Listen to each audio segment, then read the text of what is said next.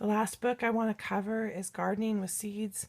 This is just any old book about herbs, gardening, planting, a book that gives you the clues to getting growing started. So much of witchcraft is involved with the land, with rebirth, with growing.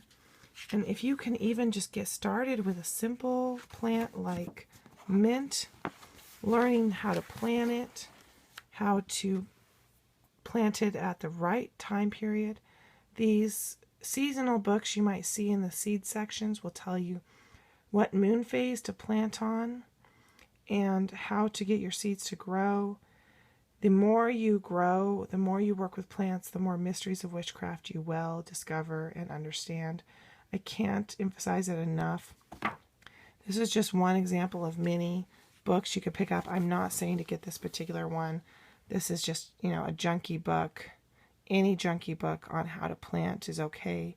Go to your thrift store, pick up the, almanac that comes with the seeds for a couple bucks at the hardware store. Get something that's going to tell you how to plant and get involved. Here's a great article in this little book about drying herbs. Dry the herbs, do things with them, make teas. I can't emphasize enough how important this is.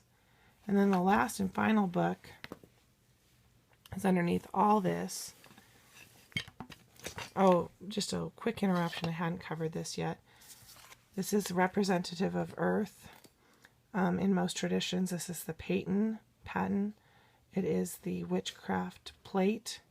And if you use it to do your offerings, right here I have a wafer, but you could use any kind of offering that's suitable to your tradition.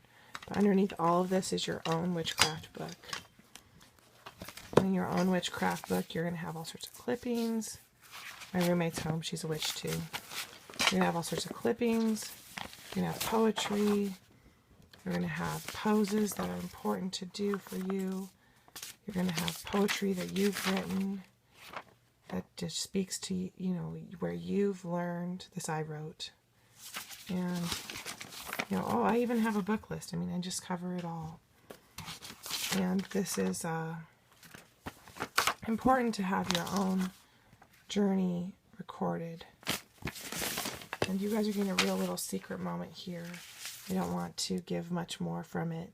But underneath it all is your own meaning, creation, and work. And I would just love you all to see that and make it for yourself. And that's what traditional witchcraft is all about and what the tools are all useful for. And part of the symbolism of me, trashing the tools and wiping them away is to show that it's about your magic and discovery and spirituality. And that's inside this, just this book is one example of what I've done with it, my interpretations of all the traditions and how I've worked those into my life.